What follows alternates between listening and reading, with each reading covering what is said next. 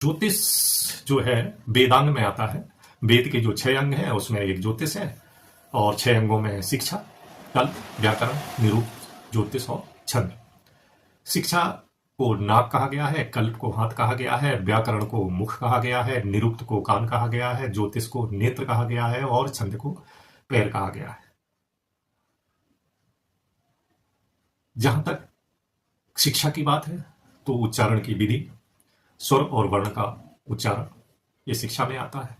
कल्प में आता है अनुष्ठानों की जानकारी, व्याकरण में आता है शब्दों की व्युत्पत्ति और संरचना, निरुक्त में आता है शब्द के अर्थ की व्याख्या, ज्योतिष में आता है समय का निर्धारण, खगोल विज्ञान और भविष्यवाणियां, और छंद में आता है प्रयुक्त छंदों और तालों की जानकारी होना। ज्योतिष शास्त्र जो है वो अपरा विद्या की श्रेणी में आता है। ज्योतिष शास्त्र की अपनी भूमिका है। यह जीवन में घटने वाली घटनाओं की पूर्व जानकारी देता है, जिससे जीवन में गति मिलती है। भारत में ज्योतिष विद्या को प्रमुख स्थान दिया गया है।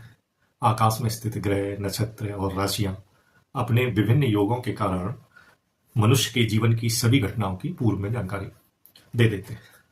ज्योतिष के संबंध में 2 प्रकार के विचार हैं।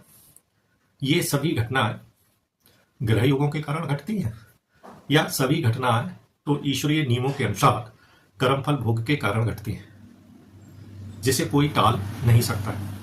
होनी है होके रहेगी, किंतु ग्रह योग उस घटना की पूर्व जानकारी दे सकते हैं।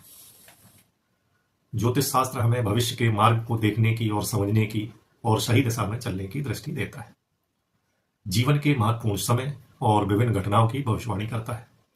ज्योतिष का उद्देश्य भविष्यवाणी करना नहीं है, बल्कि यह जीवन में शांति, संतुलन और समृद्धि लाने में भी सहायक होता है।